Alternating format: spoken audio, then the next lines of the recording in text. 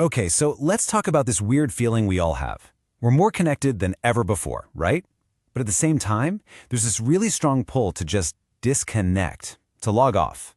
In this explainer, we're going to dig into that tension and figure out what it all means for the future of marketing. So, let's just start with a number. 352. That is the average number of times an adult in the US checks their phone. Every single day. If you do the math, that's like once every 2 minutes and 43 seconds that we're awake. We are just constantly plugged in. But, and this is the crazy part, even though we're glued to these things, our actual trust in the whole digital world, it's hitting rock bottom. So that's the big question we're going to try and answer. If we're so hooked, why are we trusting it less and less? And that brings us to what we're calling the digital paradox. It's this really bizarre situation where what we do with our money and what we feel in our gut are going in completely opposite directions. I mean, on the surface, everything looks fine, right? We're spending more money than ever on our connected devices. Look at this. It jumped from an average of $764 to almost $900 in just 1 year. Our wallets are screaming, yes, more tech.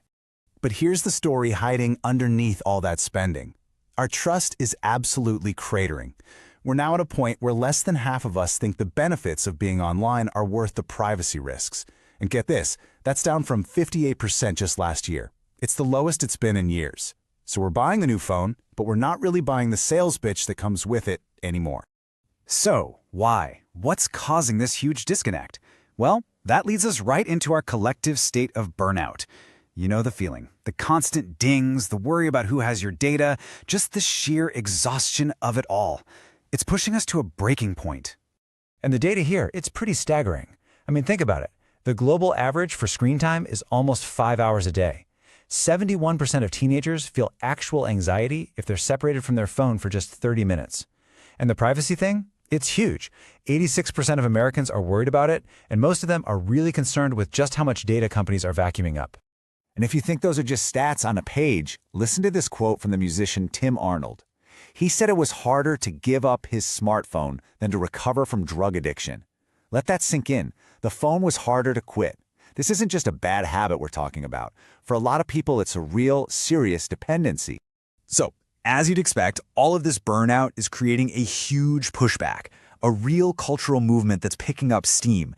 You could call it the Great Log-Off. And believe me, this isn't some fringe thing. We're talking about 43% of people who have actively tried to cut down their screen time. And for millennials and Gen Z, that number's even higher. This is officially a mainstream idea. It even has a catchy name now, JOLO. It stands for the joy of logging off. You know, it's the complete opposite of FOMO, the fear of missing out. This is all about choosing to shut out the digital noise so you can actually hear yourself think and connect with the world around you. So what does this JOLO thing actually look like? Well, people are getting back into real physical stuff. Things like forest bathing, social book clubs, wild swimming, even blacksmithing is making a comeback. Yeah, blacksmithing. People are craving tangible experiences and real-life community. Okay, so you can see the problem here for marketers, right? How on earth are you supposed to reach people who are actively trying to ignore you? It means the old way of doing things, well, it's pretty much useless now. The old playbook was all about more, more, more. You'd track people everywhere with cookies, you'd chase the next viral trend, you'd just flood their feeds with content. The new playbook? It's all about quality over quantity. It's about using data people actually choose to give you, building real connections, and embracing this idea of slow marketing. Making less stuff, but making it way, way better. And if you're wondering why this shift is happening, well, the numbers don't lie. Just look at this. The return on investment for email marketing, where you own the relationship, is a staggering 3,500%. Social media, 180%. See, on social platforms, you're just renting people's attention. You don't own it. And that simple fact is changing everything.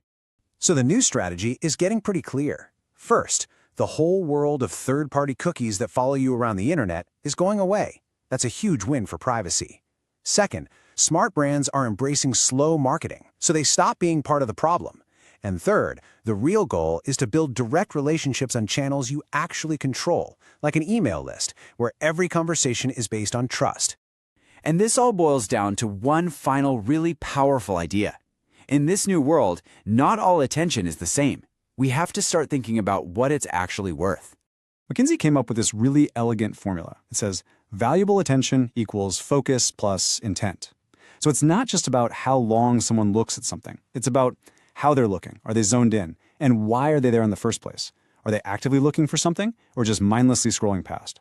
And this chart, this just brings that equation to life. It's wild. The actual monetary value of 1 hour of someone's attention on, say, social video is about a quarter, 25 cents. But an hour spent with something high focus, high intent, like a book, that's worth over $17. The quality of the attention is literally everything. So that's really the question we're all left with. The game isn't about just grabbing eyeballs anymore. It's about earning a piece of someone's mind.